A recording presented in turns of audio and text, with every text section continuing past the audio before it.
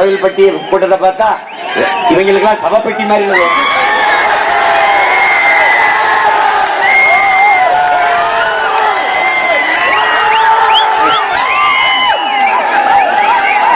அப்படிலாம் ஒண்ணும் கிடையாது.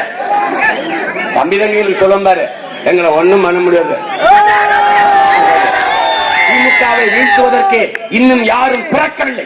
ஒவ்வொரு மகனும் தன் கைகளால் நிகழ்த்தக்கூடிய நிஜம் அது. புரட்சினா எதுவும் நினைக்காத. இப்ப நாம செய்துகிட்டு இருக்கிறோம்னா வரலாற்றில் மாபெரும் புரட்சி. உங்கள் மகன், உங்கள் உடன் பிறந்தவன், இந்த எளிய மகன் சீமான் தமிழ்நாட்டுக்குள் செய்து கொண்டிருக்கிறது ஆக பெரும் புரட்சி.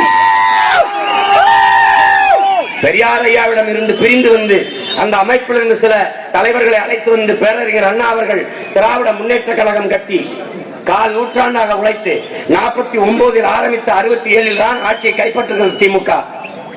100க்கும் மேற்பட்ட பெரும் பெரும் அறிஞர்கள் உழைத்தார்கள் அந்த கட்சியின் வளர்ச்சிக்கு. கடைசியாக ஐயா கருணாநிதியிடம் கட்சி கொடி சின்னம் ஆட்சி போய்விட்டது. அதைத்தான் சொல்கிறார்களே, கரையான் புத்துக்கட்ட கருணாகம் குடியேறியது என்று அவர் கைப்பற்றிக் கொண்டார்.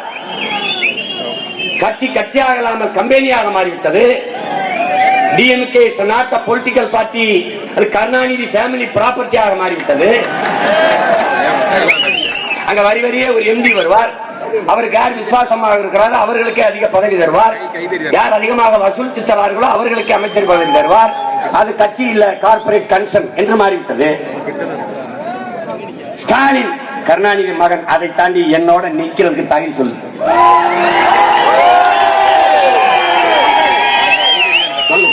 ஸ்டாலினே ஒரு கட்சி ஆரம்பிச்சா அவர் குடும்பத்திலேயாவது யாராவது சேர்ந்திருப்பாங்களா?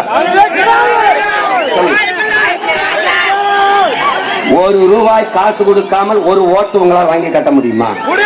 ஒரு ரூபாய் காசு கொடுக்காமல் இத்தனை ஆயிரக்கணக்கான உணர்வுள்ள எழுச்சி மிகுந்த மக்களின் கூட்டத்தை உங்களால் திரட்ட முடியுமா?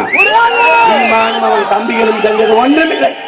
தொலைக்காட்சி முழுக்க பல ஆயிரம் ரூபாய்களை, லட்சக்கணக்கான ரூபாய்களை செலவழித்து விளம்பரம் செய்யவும் இல்லை.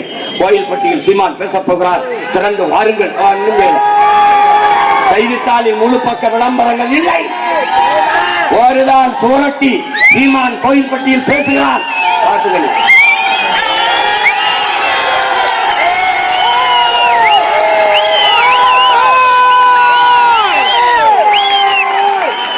கருணாநிதி மகன் ஸ்டாலின், ஸ்டாலின் மகன் உதயநிதி. வேற தகுதி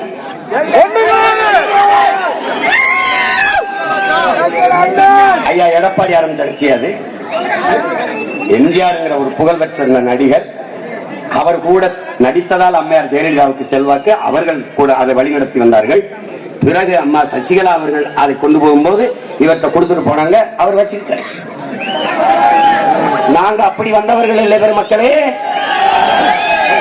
நாங்கள் என்ன சாதி தெரியுமா அப்படி கட்சி ஆரம்பிக்கல. நாங்கள் என்ன மதம் தெரியுமா அப்படி கட்சி ஆரம்பிக்கல. செத்து போய் கிடந்த உணர்வு, சாதி மத உணர்ச்சி மேலோங்கி திட்டமிட்டு தமிழீழம் தலைமுறைக்கு, தமிழ் மக்களுக்கு சாதி மத பற்று ஊட்டப்பட்டிருந்தது. மொழி இனப்பற்று சாகடிக்கப்பட்டு சாதி மத பற்று திட்டமிட்டு ஊட்டப்பட்டிருந்தது. இந்த காலகட்டத்தில் என் இனம் ஈழ தாயகத்தில் செத்து விழுந்த போது இத்தனை கோடி மக்கள் இருந்து ஏன் இங்கே மக்கள் திரண்டு போராடவில்லை என்கிற மன வலியில் உள்ளுக்குள் எரிந்த நெருப்பை உடலில் கொட்டி வென்று செத்தவன் என் தம்பி வீர தமிழ் மகன் முத்துக்குமார். அவன் பற்ற வைத்த புரட்சி தீயில் பற்ற வைக்கப்பட்ட நெருப்பு துகள்கள் இவர்கள். நன்றாக கணிச்சுக்கணும் நீங்க. அப்ப என்ன வருது? ஈழத்துல செத்து விழுந்தவன் தேவர் என்றால் திரண்டிருப்பான், நாடார் என்றால் திரண்டிருப்பான், கோனார் என்றால் திரண்டிருப்பான், வன்னியர் என்றால் திரண்டிருப்பான், பறையன் என்றால் திரண்டிருப்பான், கவுண்டர் என்றால் திரண்டிருப்பான், இந்து இஸ்லாம் கிறிஸ்தவன் என்று திரண்டிருப்பான் செத்திருந்தான். ஆனால் ஈழத்தில் 50,000 இந்துக்கள் செத்தார்கள், 2000 இஸ்லாமியர் செத்தார்கள், 1000 கிறிஸ்தவர்கள் என்று செய்தி வரவில்லை. அங்கே தேவர் செத்தார், நாடார் செத்தார், மீனவர் செத்தார், முத்தரையர் செய்தி வரல. தமிழர்கள் செத்தார்கள் என்று செய்தி வந்தது. இவர்கள் என்ன நினைத்து விட்டார்கள் தெரியுமா என் அன்பு தம்பி தங்கைகளே? தமிழனா யாரோ தமிழர்களா? அந்த இடத்தில் தான் உங்கள் பிள்ளைகள் ஒரு தெளிவை அடைந்தோம். சாதி மதமும் என் அடையாளம் அல்ல. நாங்கள் தமிழர்கள் என்பதுதான் என் அடையாளம். இங்க இருக்கிற அரசியல் கட்சிகள் என்னை ஆள துடிக்கிறது. எல்லோரும் போல நான் வாழ வேண்டும் என்று நினைக்கவில்லை. என் இனத்தின் பிணத்தின் மீது நாற்காலியை போட்டு பதவியை அனுபவிக்க துடிக்கிறது. இவர்களை ஒழிக்காமல் என் இனம் விடுதலை அடையாது, பெருமையோடு வாழாது என்று முடிவெடுத்து விட்ட பிறகுதான் நாங்கள் தேவரும் அல்ல, நாடாரும் அல்ல, போனாரும் அல்ல, முத்தரையரும் அல்ல, கவுண்டரும் அல்ல, வன்னியரும் அல்ல, நாங்கள் தமிழர்கள் என்று மேலெழுந்து கிளர்ந்து எழுந்து. இதுதான் வரலாற்றில் பெரும் புரட்சி. வரலாற்றில் பெரும் புரட்சி. என் அன்பு தம்பி தங்கைகளே, நன்றாக கவனியுங்கள். திமுக அதிமுகவுக்கு தேவர் தேவேந்திரர் எல்லாம் போடுவான். ஆனால் அந்த தலைமைகள் எதுவும் தமிழர்கள் இல்லை. எம்ஜிஆர் போடுவான், கருணாநிதி போடுவான், ஜெயலலிதா போடுவான். இப்ப எடப்பாடி வரும்போது அவரை தமிழராக பார்க்க தயாராக இல்லை. அவரையும் ஒரு கவர்னராகத்தான் பார்ப்பார். கார்த்திக் வந்த போது தமிழன் கட்சியார் இல்ல, தேவர். சரத்குமார் வந்தார், தமிழர் இல்ல, நாடர். எங்க ஐயா ராமதாஸ் வந்தாரு, தமிழர் இல்ல, படையாட்சி. எங்க அண்ணன் திருமாவளவன் வந்தாரு, நான் தமிழர் இல்ல, நீ பறைய. இந்த சகதிக்குள் சிக்காத ஒரே ஒரு மகன் நிற்கிறேன் என்றால் உங்கள் முன்னாடி நிற்கிற நான் நிறுத்துகிற வேட்பாளருக்கு தேவரும் வாக்கு செலுத்துவார்கள், தேவேந்திரரும் வாக்கு செலுத்துவார்கள், நாடாரும் வாக்கு செலுத்துவார்கள், முத்தரையரும் வாக்கு செலுத்துவார்கள், போனாரும் செலுத்துவார்கள். பிள்ளை முதலி உடையார் எல்லாம் ஒரு ஐயா. அவனுக்கு தெரியும் என் அண்ணன் தமிழன், நானும் தமிழன்.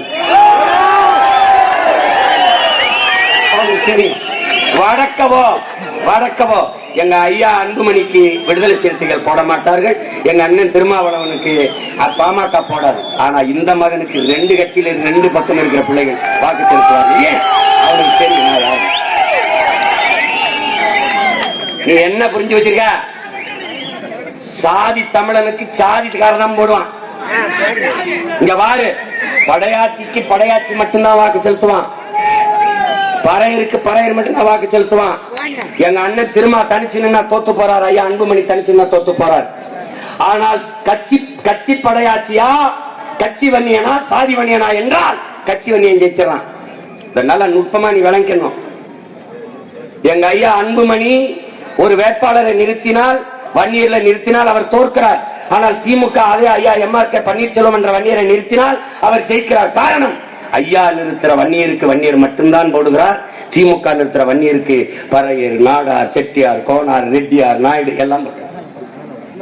அப்ப சாதி வன்னியனை விட கட்சி வன்னியன் ஜெயிச்சிடலாம். இப்ப நீ எங்க நிக்க போற? தோத்து இருக்கிற அரசியல் அதிகாரத்தை அடுத்தவன் கூட்டு மனு கொடுத்துட்டு மடிய போறியா? இல்ல கிளர்ந்து எழுந்து உன் தாய் நிலத்தை கைப்பற்றி உனக்கான அரசியலை உருவாக்கி உன் அதிகாரத்தை நிறுவ போறியா?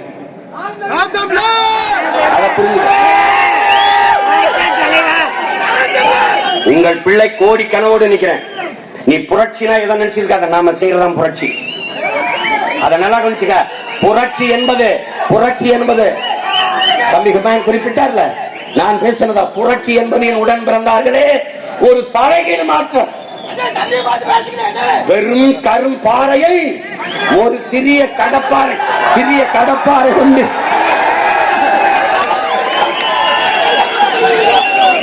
ஒரு சிறிய கடப்பாறை கொண்டு புரட்டி போடுகிற முயற்சிக்கு பெயர் தான் புரட்சி.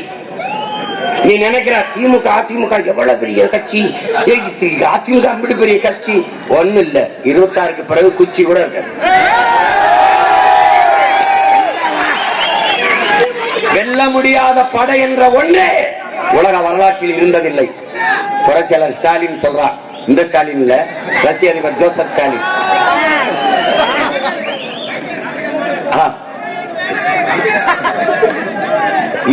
கொஞ்ச நேரம் என்னை விட எல்லாரும் வேணுமா இருந்தீங்கன்னா நான் ரொம்ப கஷ்டப்படுவேன்.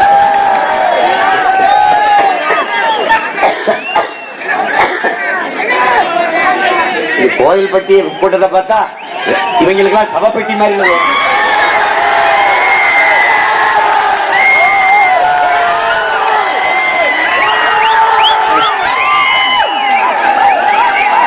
அப்படிலாம் ஒண்ணும் கிடையாது. தம்பி தங்கைகளுக்கு சொல்லும் பாரு, எங்களை ஒண்ணும் பண்ண முடியாது. திமுகவை வீழ்த்துவதற்கு இன்னும் யாரும் பிறக்கவில்லை. பிறக்காத எதிர்க்க பயப்படுற உனக்கு நடுக்க இருக்குல்ல. அப்புறம் என்னை திட்டுற. நான் இங்க பாரு ராஜா ஒத்தடி பாதையில தான் போனேன். என்னை 8 வழிச்சாலை விட்டு கூட்டிட்டு போறது திமுகவும் பிஜேபி தான். அதான் கவனிச்சுக்க. ஏன் சீமா ஒத்தடி பாதையில் கஷ்டப்பட்டு வா, இந்த 8 வழி பாதை போட்டுக்கேன் பாரு. இதுல போய் கோட்டையில உட்கார்ந்து நீ நினைச்சதை செய்ய. நீ புரட்சி என்பது என் உடன் பிறந்தவனே தலைகீழ் மாற்றம். மேலே இருப்பது கீழே வரும், கீழே இருப்பது மேலே போகும்.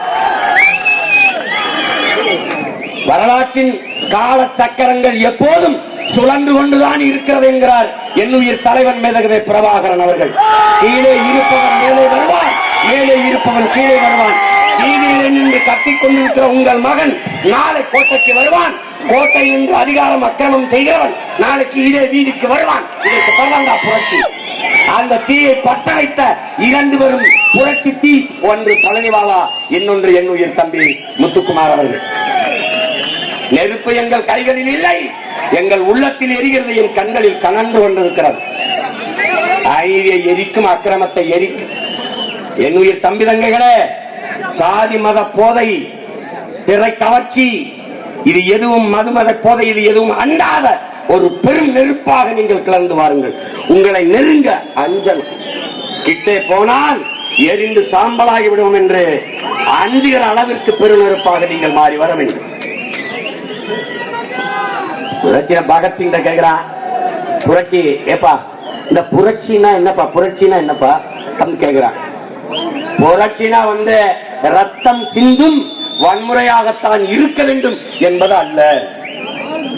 அது துப்பாக்கி தோட்டாக்களை தொழுவதும் அல்ல. அங்கே தனி நபர்கள் வஞ்சம் தீர்த்துக் கொள்ள வாய்ப்பில்லை. புரட்சியில் வாய்ப்பில்லை. தனிப்பட்ட விருப்ப இடம் இல்ல. அப்ப எதுதான் புரட்சி? வெளிப்படையாக அநீதிகளால் கட்டமைக்கப்பட்ட சமூகத்தை முற்றுமாக தகர்த்து புதிய ஒரு சமூகத்தை படைப்பதற்கு பெயர்தான் புரட்சி. வெளிப்படையாக அநீதி என்னென்ன என் தம்பிகள் கேட்கலாம், என் பெற்றோர்கள் கேட்கலாம். என் அன்பு பெற்றோர்களே, அருமை தம்பி தங்கைகளே, வெளிப்படையான அநீதி.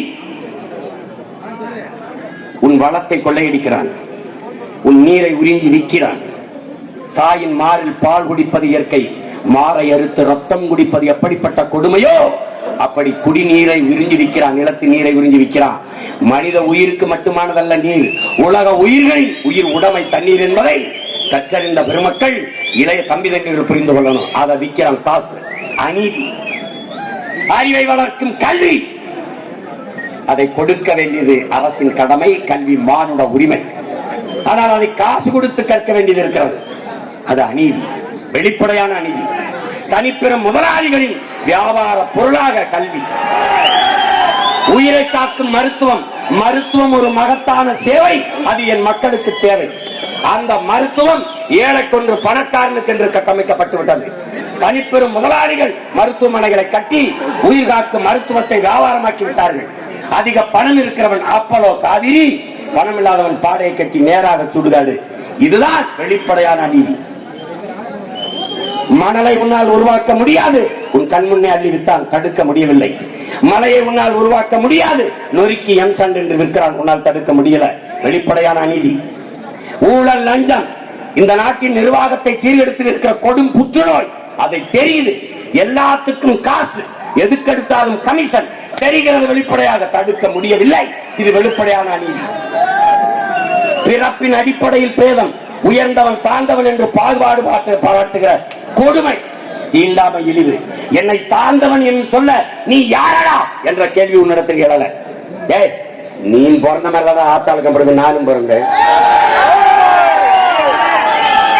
ஓ உடம்புல ஒரு அதே ரத்தம், நீ குடிக்கிற அதே தண்ணி, நீ சுவாசி விடுற அதே காத்து, நான் சுவாசி விடுற அதே காத்து. சொல்றா நீ. தேவேந்திரர் சுவாசி விடுற காத்தை தேவர் நாங்க சுவாசிக்க மாட்டோம். நாடார் சுவாசி விடுற காத்தை கோனார் நாங்க சுவாசிக்க மாட்டோம். இது எந்த தெருவில் இருந்து வருது? தேவேந்திர தெருவில் இருந்து வருது. மூக்க மூடிக்கலாம். பிள்ளைமார் தெருவில் இருந்து வருது. முதலியார்லாம் மூக்க மூடி. இந்த தெருவில் உடையார்லாம் மூக்க முடிக்காது. சொல்றா பாப்போம், சொல்றா. இந்த தண்ணி, இந்த மழை நீர் இந்த தெருவழியே வருதப்பா. நம்ம தெருவுக்குள்ள நுழைய விடாத தீட்டு சொல்ற பாப்போம். ஒரே காற்று, ஒரே தண்ணி, ஒரே ரத்தம், ஒரே நிலம். இது உன் நிலமடா. நீனு நானும் ஒரு ரத்தமடா. யாரு மேல கீறி நாலு ரத்தம் ஒண்ணுடா. ஆக மொத்தம் நீ நானும் 10 மாதம்டா. நம்ம தாத்தா பட்டுக்கோட்டை பாரு. பாட்டு சாதி சாதி சாதி. சாதியை பார்க்காதே எதையாவது சாதிக்க பாரு.